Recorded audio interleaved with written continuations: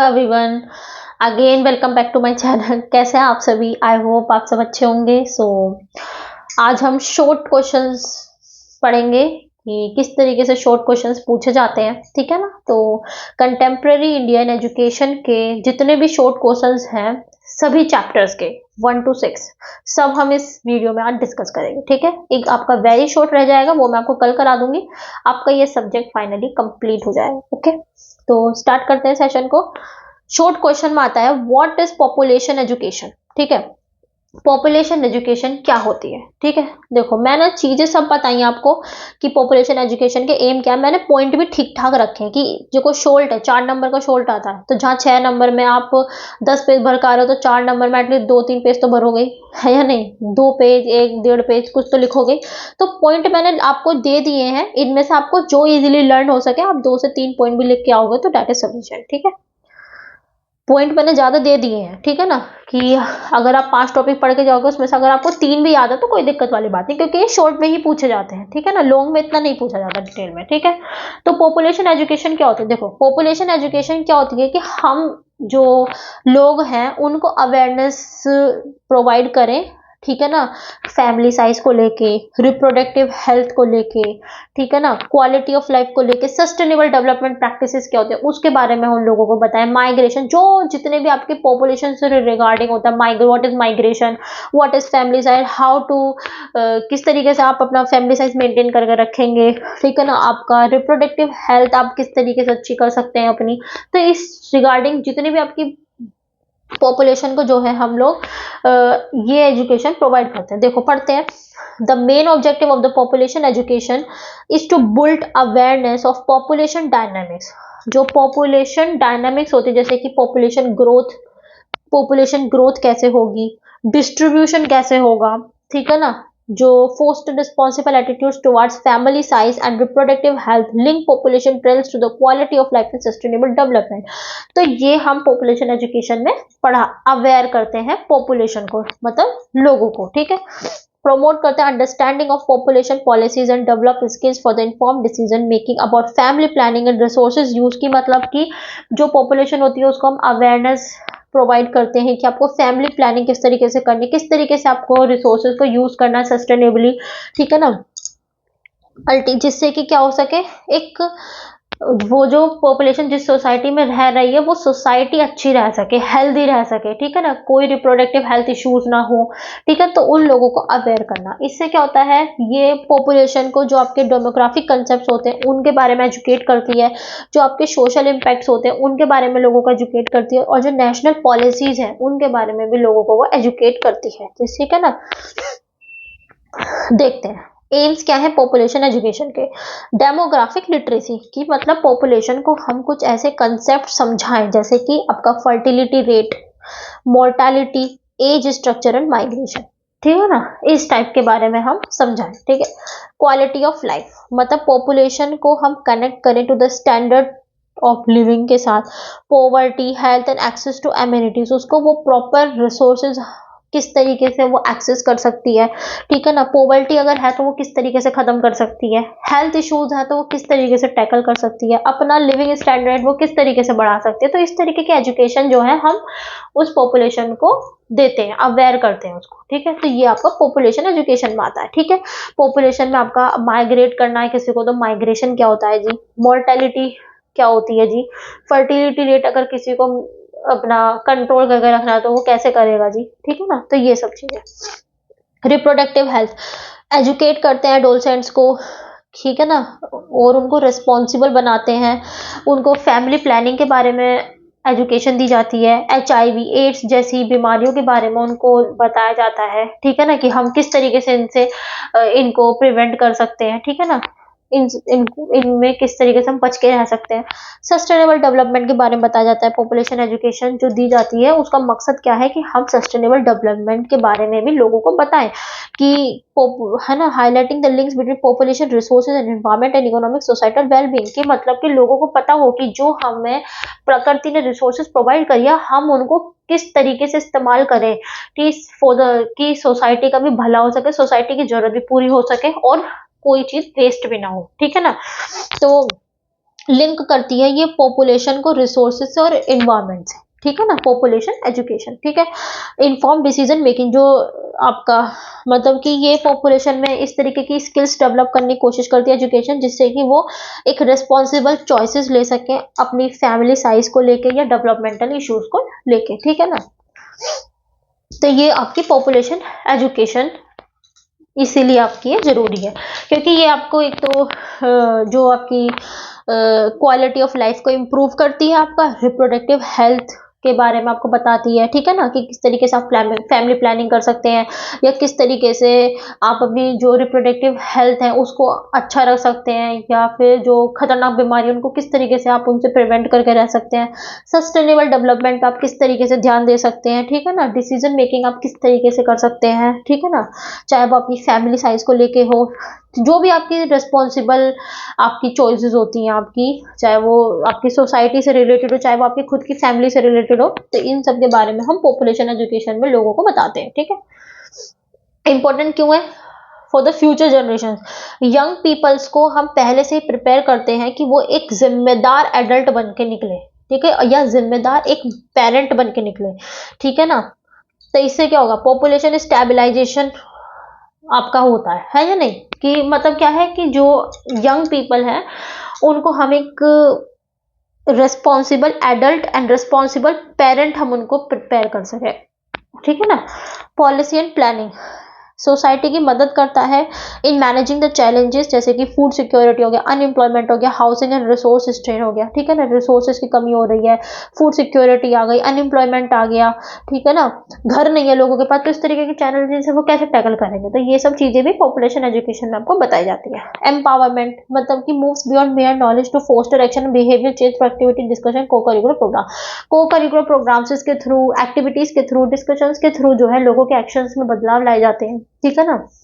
हर किसी को इतना सशक्त किया जाता है कि he is able to do what he is want but according to the society, ठीक है। ऐसा नहीं कि वो गलत काम करना चाह रहा तो वो गलत काम करे, ऐसा नहीं, ठीक है ना। उसका बिहेवियर में चेंज लाया जाए, ठीक है ना, उसकी एक्टिविटीज में चेंज लाया जाए, जिससे कि वो आपका एक अच्छी एक्टिविटीज में इन्वॉल्व हो सके।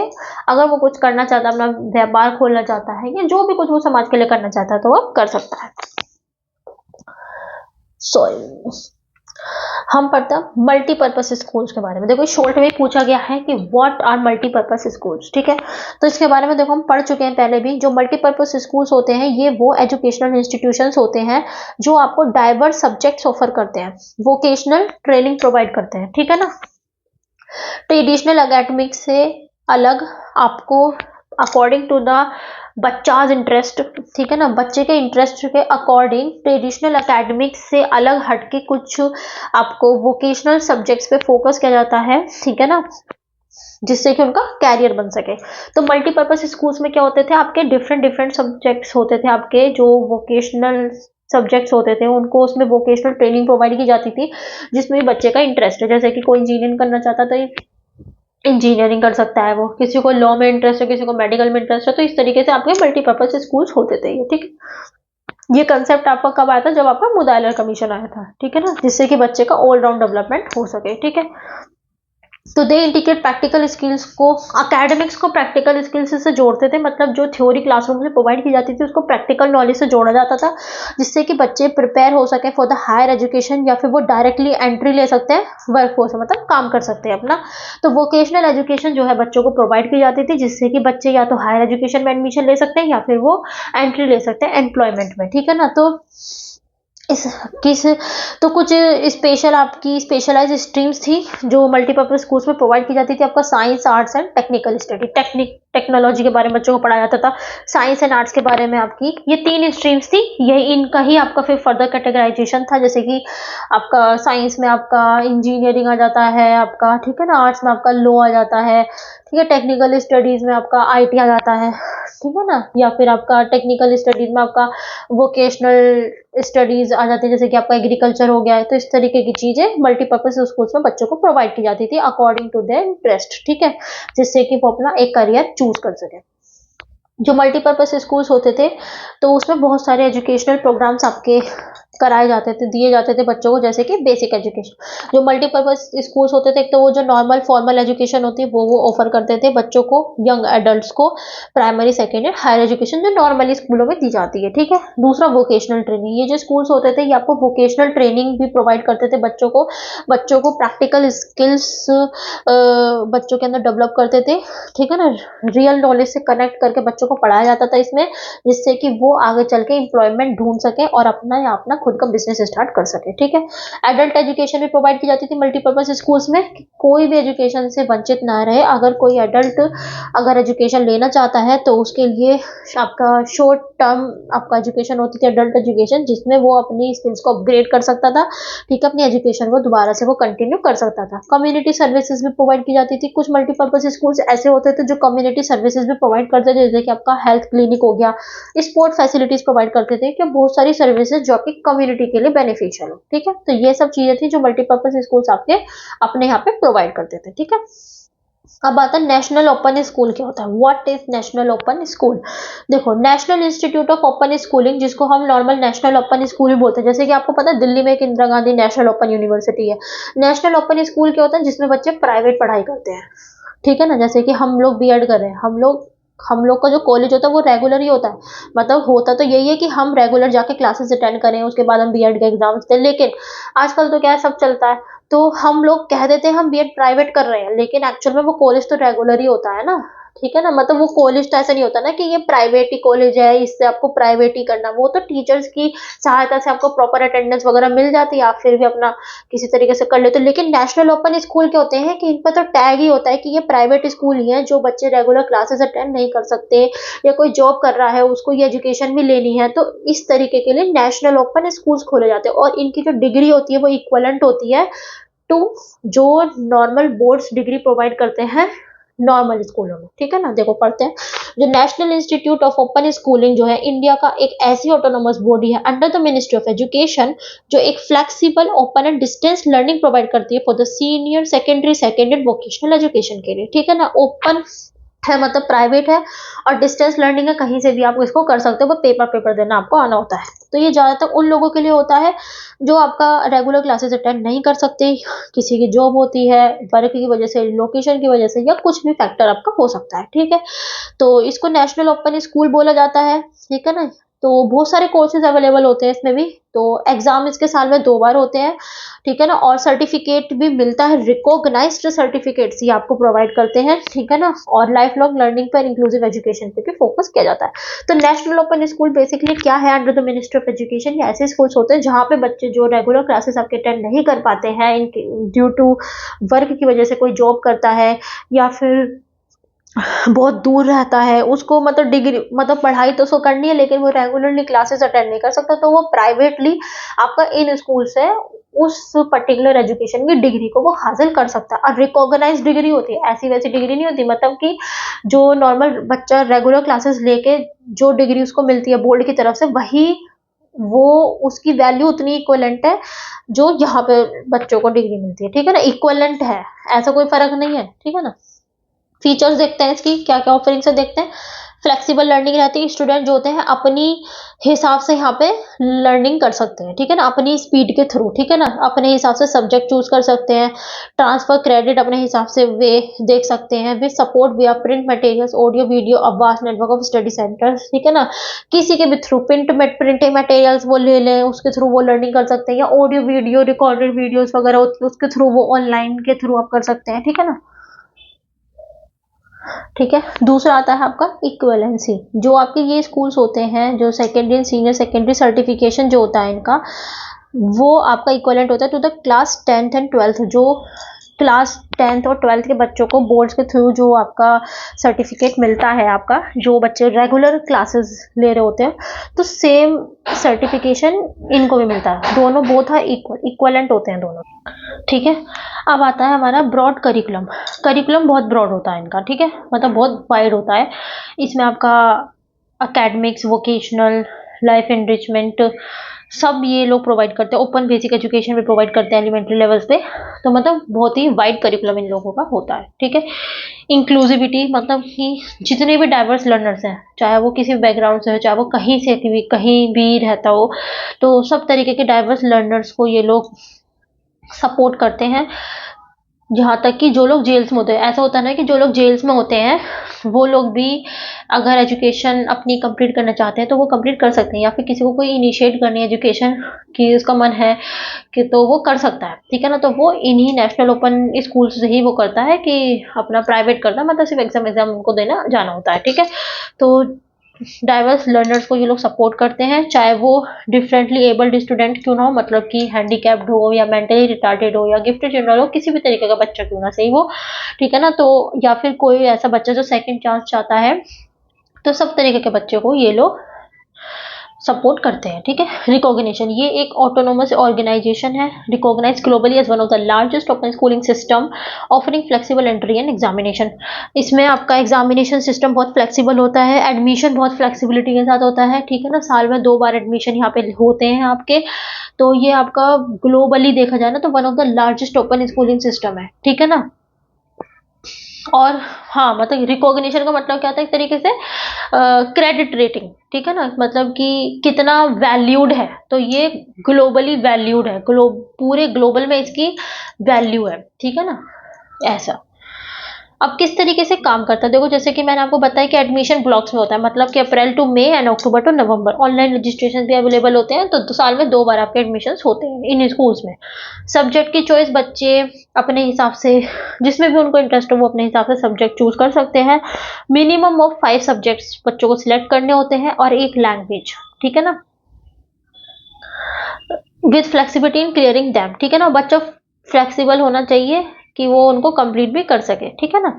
सर्टिफिकेशन, जब बच्चा अपना सारी मतलब एजुकेशन कंप्लीट कर लेता है, ठीक है ना, तो उसे जितने भी उसने क्रेडिट्स गेन किए होते हैं, मतलब जितने भी उसने एक तरीके से प्रशंसा जितनी भी उसने गेन की होती है उस सबको एक्यूमुलेट किया जाता है, मतलब इकट्ठा किया जाता है, और फिर एक सर्टिफिकेट उस बच्चे को इशू किया जाता है जिसमें बच्चे के जो हेल्प करता है बच्चे के फर्दर स्टडीज में या एम्प्लॉयमेंट में, ठीक है ना। जैसे कि हमने 10th क्लास में बहुत अच्छे मार्क्स से अपना गेन करा था, एक अप्रिसिएशन सर्टिफिकेट स्कूल की तरफ से मिल गया, तो इस तरीके के जो उसके क्रेडिट्स होते हैं उन सबका एक्यूमुलेट करके उसको एक सर्टिफिकेट इशू किया जाता है जो हेल्प करता है उसकी फर्दर स्टडीज में, ठीक है। अब देखो, एक क्वेश्चन है कि district institute for function education and training का क्या फंक्शन है, ठीक है, DIET का क्या फंक्शन है। तो ये लोग क्या करते हैं, टीचर ट्रेनिंग प्रोवाइड करते हैं। ये इंस्टीट्यूशंस क्या करते हैं, टीचर ट्रेनिंग प्रोवाइड करते हैं, ठीक है। तो देखो, district institute for the education and training का क्या फंक्शन है कि जो district institute for the education and training है, ये एक एजुकेशनल इंस्टीट्यूशन है जिसको हर एक डिस्ट्रिक्ट में सेटअप किया गया था इंडिया की, जिससे कि एलिमेंट्री एजुकेशन की क्वालिटी इंप्रूव हो सके, ठीक है। जो मेन फंक्शन है इसका क्या है, अकेडमिक एंड रिसोर्स प्रोवाइड करना, जिससे कि जो आपके वेरियस एजुकेशनल प्रोग्राम्स हैं तो और उनकी जो पॉलिसीज हैं वो सक्सेसफुली आपकी इंप्लीमेंट हो सके, ठीक है ना। जो वेरियस पॉलिसीज हैं गवर्नमेंट की या फिर जितने भी आपके वेरियस एजुकेशनल प्रोग्राम्स हैं उनकी सक्सेस के लिए, ठीक है ना। तो ये सपोर्ट प्रोवाइड करता है एकेडमिक बेसिस पे और आपका रिसोर्स सपोर्ट भी ये प्रोवाइड करता है, ठीक है। इसका काम यही है। देखो कैसे फंक्शंस क्या है इसके, टीचर एजुकेशन, ये ट्रेनिंग कंडक्ट करवाता है जो नए टीचर्स होते हैं, ठीक है, और या फिर जो ऑलरेडी टीचर्स होते हैं। देखो, जो ऑलरेडी टीचर बन चुके होते हैं, प्रोफेशनल वाइज जो टीचर होते हैं ऑलरेडी, उनकी भी सर्विस करवा, उनको ट्रेनिंग देता है, उसको इन सर्विस ट्रेनिंग बोलते हैं। और जो भी वो नए टीचर्स होते हैं उनकी ट्रेनिंग को हम प्री सर्विस ट्रेनिंग बोलते हैं, ठीक है।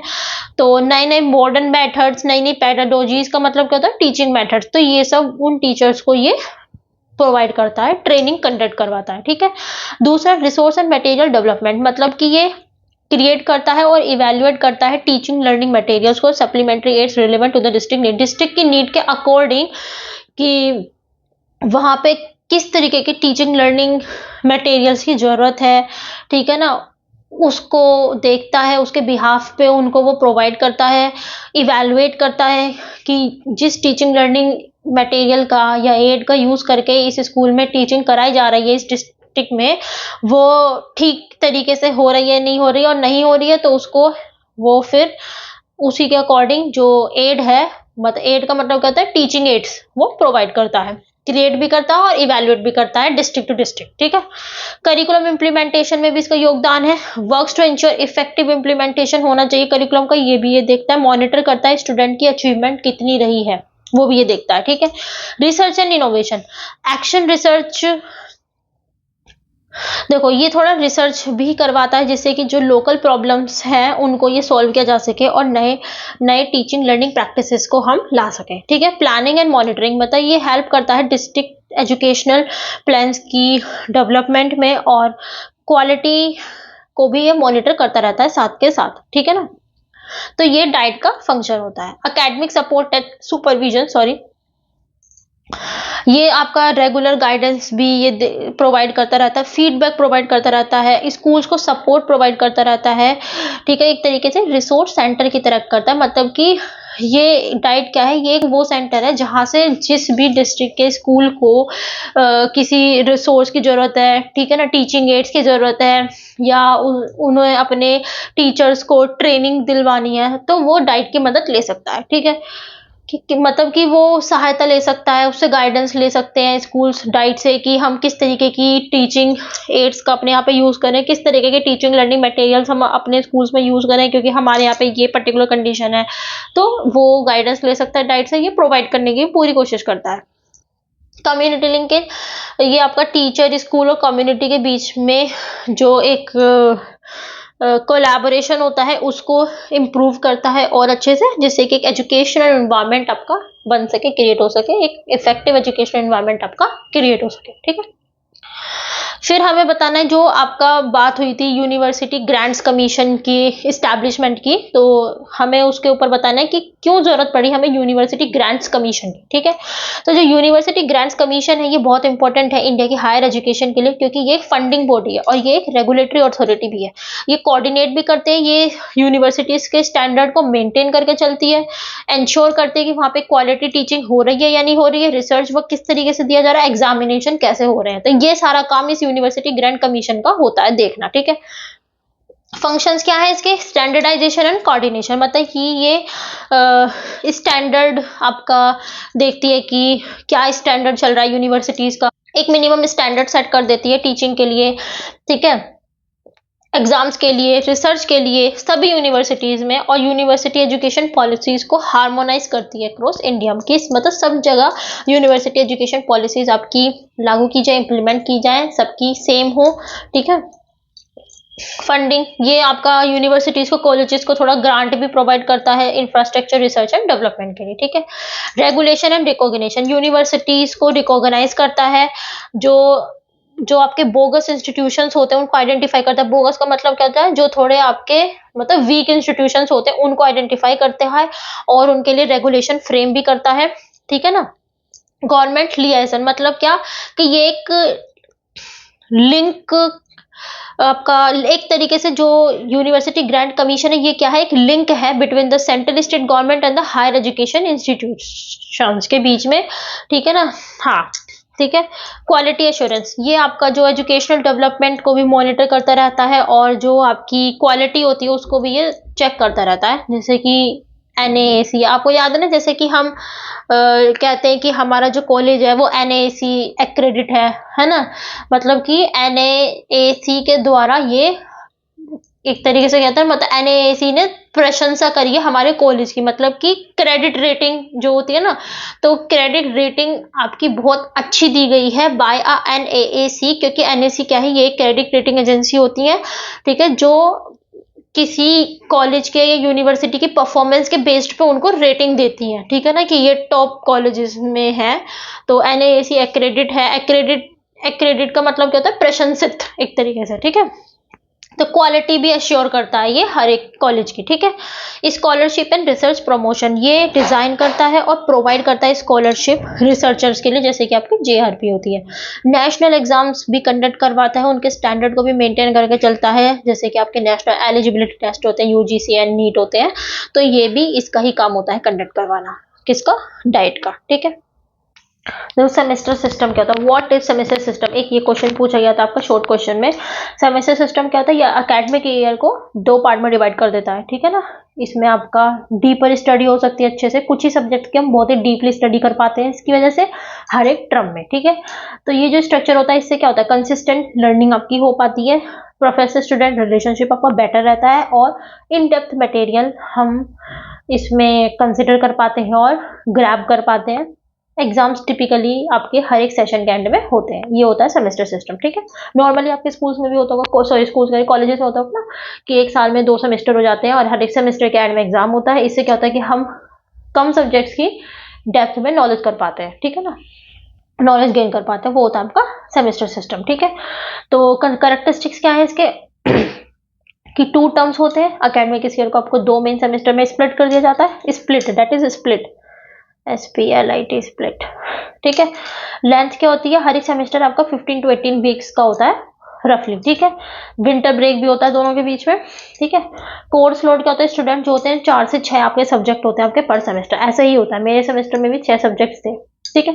पेस स्पीड की बात करें, offers a slower more in depth approach compare to the faster quarter system, मतलब इसमें क्या होता है, पेस की स्पीड की बात करें तो सेमेस्टर सिस्टम स्लोली स्लोली होता है, और इसमें हम इन डेप्थ अप्रोच को हम कंसिडर करते हैं, इन डेप्थ अप्रोच के थ्रू यहाँ पे थोड़ा स्लो चलता है ये, ठीक है ना।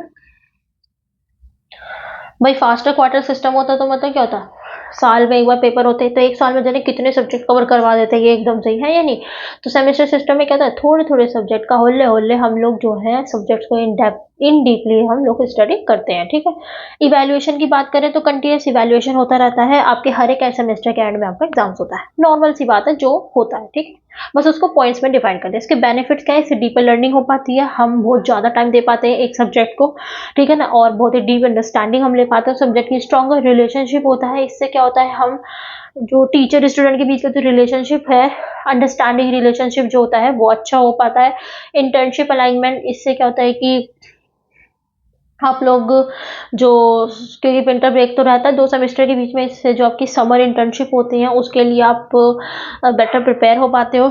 रेगुलरिटी की बात करें तो इससे क्या होता है कि हम कंसिस्टेंट, हमारी स्टडी वाली हैबिट बनी रहे, उसको भी थोड़ा इनकरेजमेंट ये करता है सेमेस्टर सिस्टम, ठीक है। अब देखते हैं कि एम्स क्या है नवोदय विद्यालय के, नवोदय विद्यालय क्यों बनवाए गए थे। देखो जो नवोदय विद्यालय थे ये क्या करते थे, ये जो टैलेंटेड रूरल चिल्ड्रन होते थे, जो गांव के बहुत ही टैलेंटेड बच्चे होते थे ना, उन बच्चों को मॉडर्न एजुकेशन प्रोवाइड करना, एक क्वालिटी एजुकेशन प्रोवाइड करने के लिए नवोदय विद्यालय आपके खोले गए थे। कि इस चीज पे ध्यान न देते हुए कि वो कौन से सोशो इकोनॉमिक बैकग्राउंड से हैं, ठीक है ना, जिससे कि हम नेशनल इंटीग्रेशन को प्रमोट कर सके, कल्चर वैल्यूज को फोस्टर कर सके, और एक स्ट्रॉन्ग फाउंडेशन हम उन बच्चों का डेवलप कर सके 3 लैंग्वेजेस में, mother tongue, Hindi and English में, ठीक है। तो नवोदय विद्यालय के क्या ऑब्जेक्टिव्स थे, क्वालिटी एजुकेशन प्रोवाइड करते थे, जो रूरल टैलेंट है, जो रूरल एरियाज में जो टैलेंटेड बच्चे हैं उन बच्चों को हम एक गुड और मॉडर्न एजुकेशन प्रोवाइड कर सके to the gifted children, that is not education, that is children, ठीक है। गिफ्टेड चिल्ड्रन क्या होते हैं, जो बाय बर्थ आपके थोड़े होशियार होते हैं, ठीक है। तो उन बच्चों को मॉडर्न एजुकेशन प्रोवाइड कर सकें जो रूरल एरिया से बिलोंग करते हैं, जिससे कि वो भी आपका जो अर्बन में रहने वाले टैलेंटेड बच्चे उनके साथ कॉम्पीट कर सकें, ठीक है। नेशनल इंटीग्रेशन को भी बढ़ावा देता है ये, इससे क्या होता है लोगों बच्चों के अंदर यूनिटी वाली भावना आती है डिफरेंट पार्ट्स ऑफ इंडिया से जब यहाँ पे बच्चे पढ़ने आते हैं तो, ठीक है ना। होलिस्टिक डेवलपमेंट होता है, इससे बच्चे का culture, values, environmental awareness, adventure, physical education, सब तरीके की चीजें इसमें इंक्लूड होती हैं। 3 लैंग्वेज फॉर्मूला होता है, बताया था आपका, mother tongue, Hindi and English, ठीक है। कॉमन मीडियम ऑफ इंस्ट्रक्शन जो है आपका हिंदी और इंग्लिश ही रहता है, कि और दोनों लैंग्वेजेस में बच्चों को पढ़ा जाता है, जिससे कि बच्चों की कॉमन अंडरस्टैंडिंग इंक्रीज होती है। जैसे कि आज के टाइम पे स्कूल में हम इंग्लिश सब्जेक्ट पढ़ते हैं तो उसमें हम इंग्लिश को हिंदी में ट्रांसलेट करते हैं, ठीक है ना, जिससे कि कॉमन अंडरस्टैंडिंग बच्चे की बरकरार रहे, ठीक है ना। क्योंकि इंग्लिश इतना तो एडवांस वो इंग्लिश में भी नहीं होता कि सब कुछ इंग्लिश में ही समझ लेगा, तो इंग्लिश को हिंदी में समझाना पड़ता है, हिंदी को थोड़ा बहुत हिंदी में भी हमें समझाना पड़ता है या नहीं। हम कहने को हम हिंदी हमारी मदर टंग है, लेकिन हिंदी सब्जेक्ट को भी हम हिंदी में ही पढ़ते हैं, है या नहीं, फॉर कॉमन अंडरस्टैंडिंग, ठीक है। फोकल पॉइंट्स फॉर क्वालिटी, मतलब कि जो नवोदय विद्यालय है ये आपके हब की तरह भी काम करते हैं, जिसमें जनरल स्कूल एजुकेशन आपकी इंप्रूव की जाती है through sharing experiences and teacher training भी यहाँ पे आपको दी जाती है, तो इसलिए आपके नवोदय विद्यालय आपके ये खोले गए थे। ठीक है, सो यहाँ आपका ये शॉर्ट क्वेश्चन आंसर्स आपके ये खत्म होते हैं। इतने ही शॉर्ट आंसर्स आपके पूछे जाते हैं, इन्हीं में से ही पूछा जाता है। चॉइसेस बहुत रहती है बीएड के पेपर में, ये सबसे बहुत अच्छा फैक्ट है कि चॉइसेस बहुत होती हैं। ठीक है ना, तो ये आपके शॉर्ट क्वेश्चन आंसर्स थे जो कंप्लीट हो गए। आपसे काफ़ी वेरी शॉर्ट रह गए हैं, वो आपको मैं नेक्स्ट वीडियो में करा दूंगी। फिर भी किसी को कोई भी डाउट आता है प्लीज़ आप मेरे से पूछिए, मैं पूरी कोशिश करूंगी आपको अच्छे से अच्छा पढ़ाने की, अच्छे से अच्छा समझाने की। ठीक है ना, मैं आपको नोट्स वगैरह सब प्रोवाइड कर दूंगी। आपको पीडीएफ वगैरह चाहिए मैं आपको कमेंट सेक्शन में मुझे बता दीजिएगा, मैं आपको सेंड कर दूंगी अपने टेलीग्राम चैनल पे। ठीक है, सो आई होप आप सबको समझ में आया होगा। ठीक है, आप लोगों के सपोर्ट से ही मैं और अच्छे से पढ़ा पाऊंगी, अगर आप मेरे को बताएंगे कि मैं थोड़ा इस तरीके से इम्प्रूवमेंट लाऊं, ऐसे पढ़ाऊं। ठीक है, so thank you, take care, bye bye, feedback जरूर दीजिएगा। God bless you.